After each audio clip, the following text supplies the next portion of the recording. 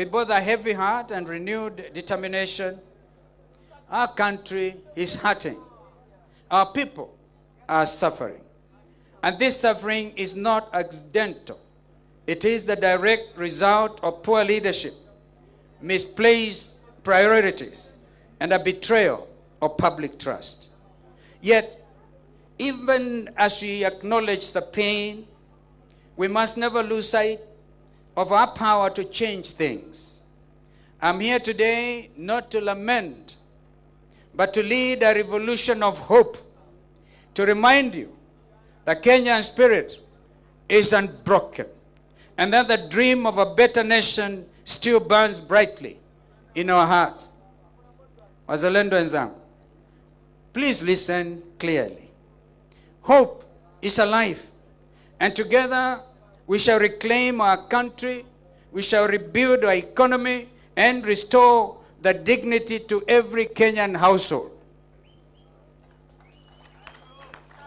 Our patriotic front chose this venue, Uhuru Park, for many reasons, some of which have been elaborated by our brother Zain. History has been made here, and today, our present and our future will be proclaimed from this venue. This is our, please give me your ear, we'll come to that. This is our present circumstance today, and let us speak honestly about where we are. Na wauliza jameni unyamaza. Wewe nyamaza kidogo.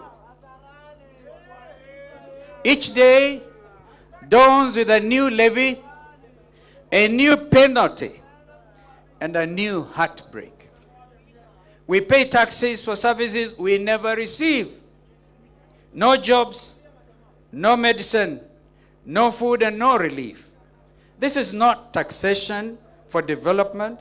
It is taxation for the survival of a few who know Ruto. We are a nation with one of the best educated populations in Africa. Yet our young people, bright, creative, and full of potential, remain unemployed and disillusioned. Our graduates hawk goods on the streets, while unqualified cronies occupy top positions in government. This is not the Kenya we envisioned, or indeed that envisioned by our founding fathers. Our hospitals are understaffed and under-equipped. Mothers give birth in fear, literally, in fear, because they don't know whether this SHA thing will pay their bill. Doctors go unpaid. Our hospitals run out of essential drugs. What should be universal health care has been turned into a playground of corruption. SHA shift forced on Kenyans has become the most consequential threat to our well-being. Education, once the key to opportunity, has become a burden. Parents are drowning in debt. Teachers and lecturers are demoralized. Students are uncertain of their future. As we speak, some of our best brains in this country, university dons, are on strike, and nobody seems to care. They have gotten our universities defunded, literally.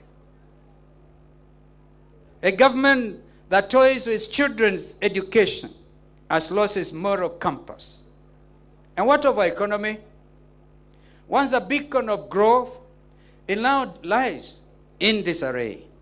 Industries have closed, investors are fleeing, and their jobs shifted to neighboring countries because of this regime's taxation policy. What about this regime's insatiable appetite for loans upon loans upon loans? Kenya's public debt under this regime has become an albatross around our necks. They call it bottom-up economics. But what we see is bottomless corruption and a top-down greed. It is not an economic plan. It is an economic funeral, I dare say.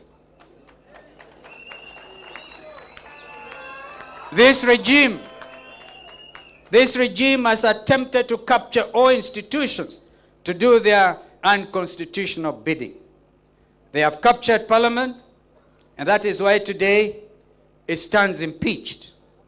They have tried to capture the media, and today we thank the majority of the press for not bowing to that pressure. That's why you are here today, and we are very proud of you. They have attempted to capture the judiciary. We ask you not to cede to these nefarious regimes' attempt to undermine you, for justice and truth are the common ties of society. Worse still is this regime's 3-year dismantle of our celebrated diplomacy. They condemn regional insecurity and neglect of the international community, all while they are linked to its escalation of wars in our region, the Democratic Republic of Congo, the Sudan in particular. This regime sells arms, and hear me, Kenyans, because it's a day to speak the truth for what it is. This regime sells arms and gets illegal gold in return.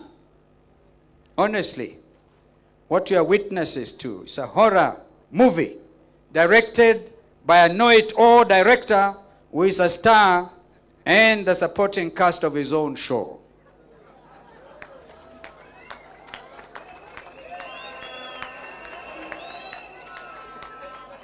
The Ruto regime calls for reforms of international institutions and global agendas, including climate change, while he auctions our forests for carbon credits for his own personal aggrandizement. Kenyans must know this.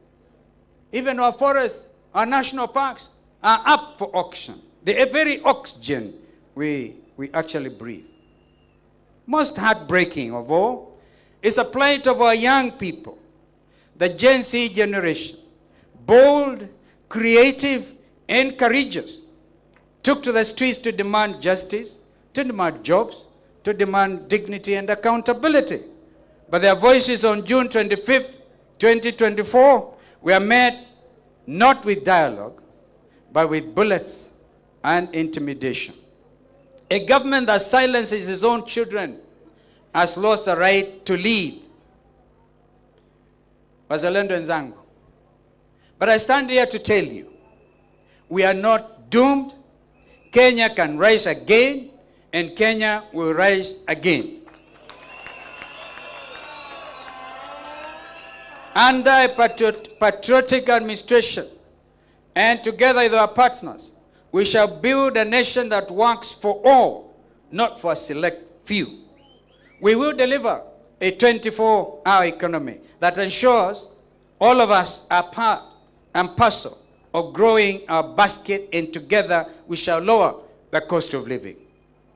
Costs of fuel and electricity must be lowered if we are to get these jobs back to our industry, if we are going to yet again attempt to industrialize our country. Transformational projects like the High Grand Falls Dam that will generate 700 megawatts of electricity, a Vision 2030 project under Kibaki and ourselves, must be activated, not entrepreneured.